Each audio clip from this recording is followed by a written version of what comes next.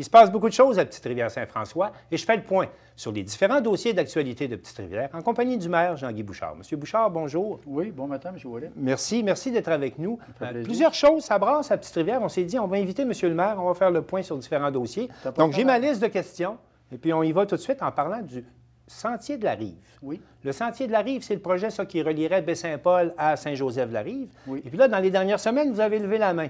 Vous avez dit, hey, Petite-Rivière aimerait ça en faire partie aussi. Parlez-moi de ça un peu. Exactement. Il faut dire que le projet de la Rive avait été quand même commencé depuis un certain temps par le groupe du secteur comme tel. Oui. Puis nous, on avait quand même une continuité à faire là, pour se rendre au secteur de lien avec Baie-Saint-Paul. Mais naturellement, le fait qu'ils sont dans l'étude, on voulait faire partie prenante parce que dans la première mouture du projet, puis là, on recule dans plusieurs années, à laquelle Petite-Rivière-Baie-Saint-Paul était dans le projet. Donc, il y a déjà eu une idée de projet comme ça. Il y a du préliminaire de fait, puis on veut finalement faire continuer pour connaître la faisabilité de ce projet-là. Est-ce que vous avez rencontré les promoteurs?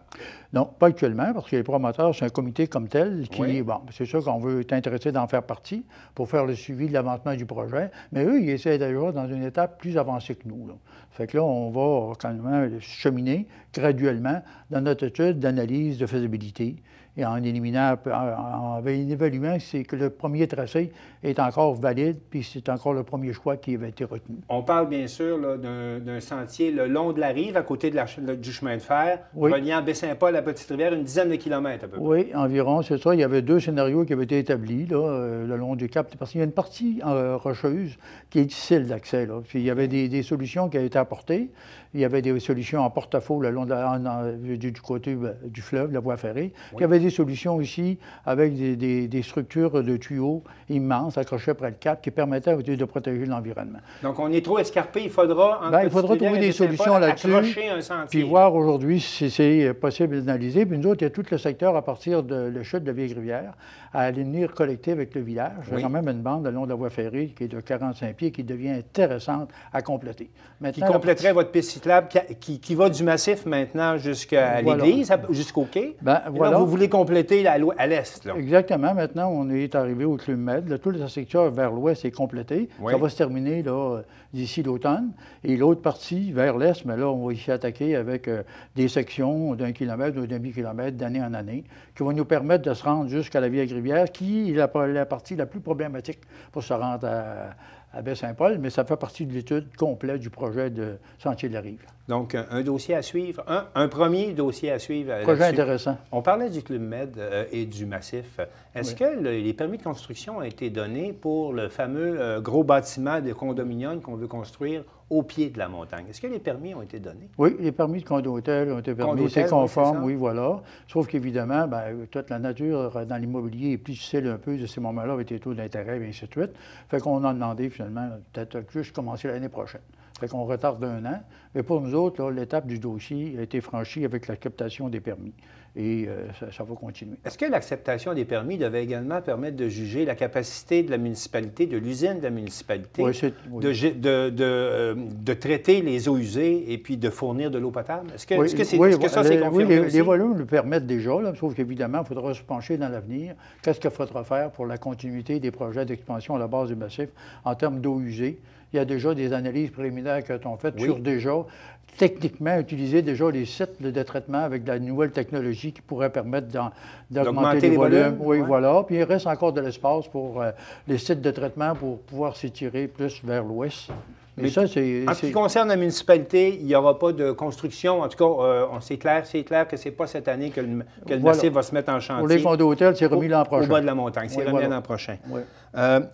Vous êtes en train, au conseil municipal, de regarder pour un nouveau règlement qui vous permettrait, on dit, de permettre certaines constructions dans des secteurs bien ciblés sans changer le zonage. Pouvez-vous m'expliquer c'est quoi ce genre de règlement-là? C'est une nouvelle étape là, dans la réglementation. C'est quand même pas nouveau dans l'ensemble du Québec là, en termes d'aménagement en urbanisme. Le papier, c'est moi, c'est un lien dans la réglementation qui nous permet plutôt de modifier le zonage dans son entièreté, d'avoir un promoteur qui dépose un projet dans un secteur particulier, de pouvoir finalement l'encadrer plus précisément. Si on donnerait en exemple, ce serait comme une grosse dérogation mineure dans un secteur pour permettre que le projet se réalise. On parle d'un projet intelligent qui pourrait très bien s'intégrer avec le milieu. Est-ce qu'on pense par exemple à votre projet de coopérative d'habitation qui va s'installer à côté de l'église ou à proximité, mais qui n'est pas conforme au zonage, peut-être? Non, on pensait à quelque chose comme ça? Non, l'accès à logis, c'est déjà permis dans ce secteur-là, mais je veux dire, le secteur du quai, au cœur du village, dans des zones sur lesquelles on veut donner des particularités, bien, le papier chez moi peut permettre ça. C'est tout nouveau pour nous, à Petite-Rivière, mais c'est quand même des permettez-moi, M. le maire, normalement, un règlement de zonage, c'est justement pour uniformiser un territoire. Si on commence à avoir des exceptions à tout bout de champ, on va construire une tour à bureau à Petite-Rivière.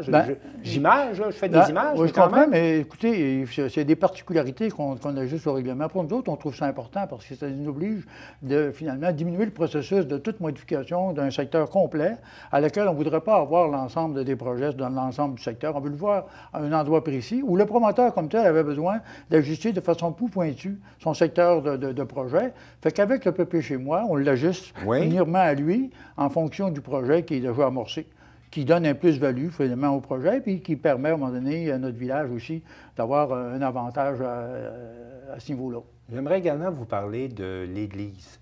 On sait que cette année, l'Église, il y a eu des dommages qui ont été causés, des fuites qui ont été causées par l'eau, tout ça. Vous avez dû fermer la garderie, entre autres.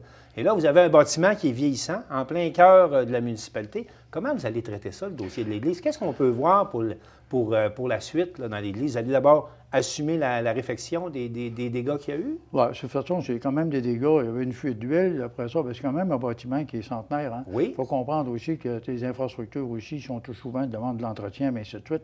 C'est ce qu'on fait naturellement. Mais avant d'aller plus loin dans l'avenir de l'Église, on veut consulter aussi les gens sur l'avenir de notre Église. Nous autres, on veut qu'elle serve plus souvent.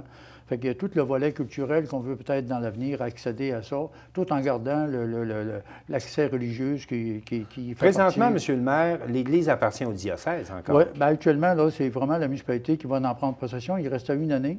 Lequel, mais on va en prendre possession d'ici à la fin de l'année. La municipalité en est propriétaire déjà, indirectement, depuis déjà 2-3 ans. Là. Alors, vous payez les frais. On paye les frais, on paye le chauffage, on paye l'entretien minimum. Mais quand on va arriver dans l'avenir de l'Église, là, ce qu'on dit aux citoyens, c'est qu'on va faire une grande consultation.